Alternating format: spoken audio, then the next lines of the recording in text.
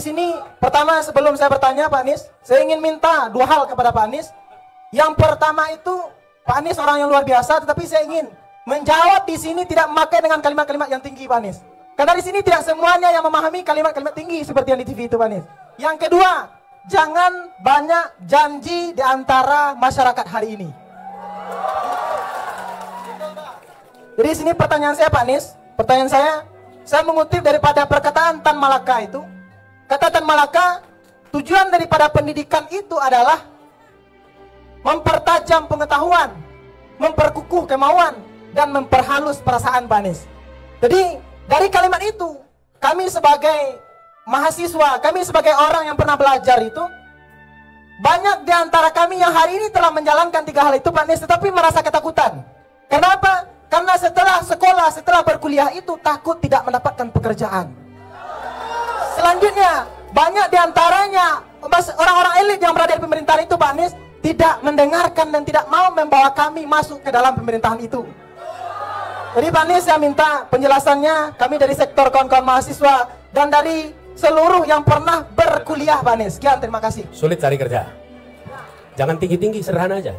Sulit cari kerja, gitu kan? Nah, gitu. Rupanya dia yang ngomongnya rumit. Saya mencoba mencari apa ini maksudnya. Ternyata pertanyaan sederhana, bagaimana cepat cari kerja, gitu. Jadi yang berbelit-belit siapa ini?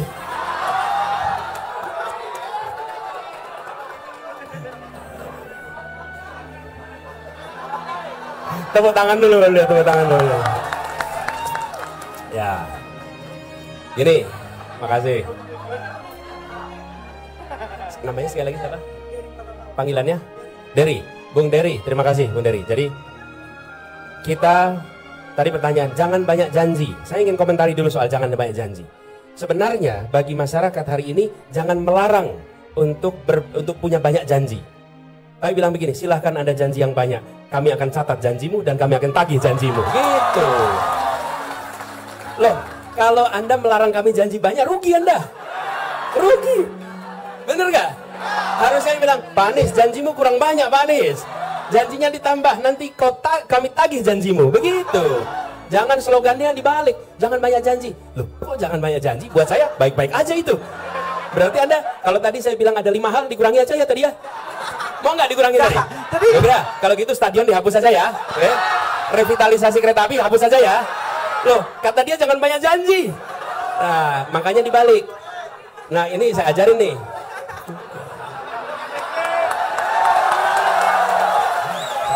Bener nggak? Bener nggak tuh? Jadi justru bilang begini, Pak Anies, kami rekam kalimatmu. Satu saat kami tagih janjimu. Begitu. Jadi nanti kalau ketemu dengan siapapun yang berkampanye, katakan, kurang janjimu, tambahin ini 1, 2, 3, 4 gitu ya. Setuju ya? Oke.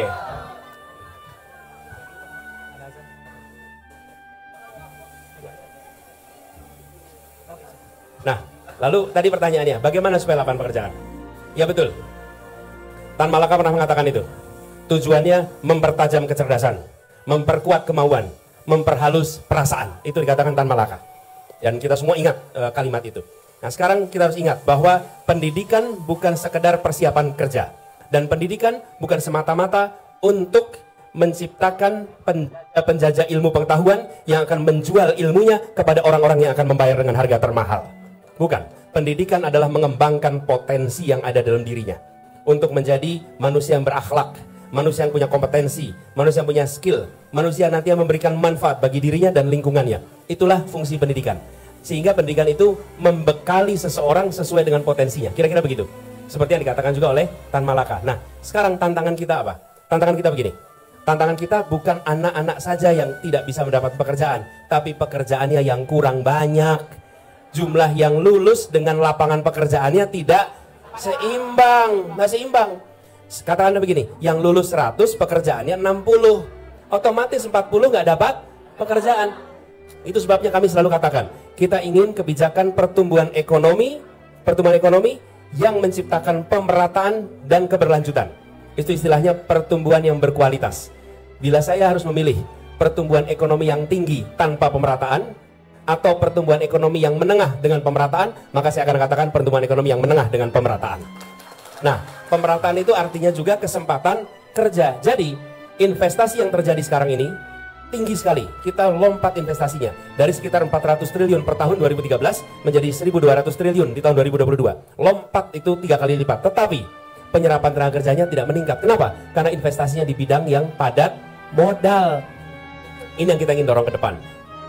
Investasi di padat karya dan investasi dorong untuk sektor informal mikro, karena itu menyerap tenaga kerja banyak. Jadi dengan begitu nanti teman-teman lulus kuliah, lulus sekolah lebih mudah dapat pekerjaan, bukan semata-mata karena mampu atau tidak mampu, tapi karena lapangan pekerjaannya tersedia gitu. Jadi itu saya rasa bahasanya udah sederhana sekali itu untuk menjawab pertanyaan yang tadi lebih rumit bahasanya ya. Gitu ya? Oke, terima kasih.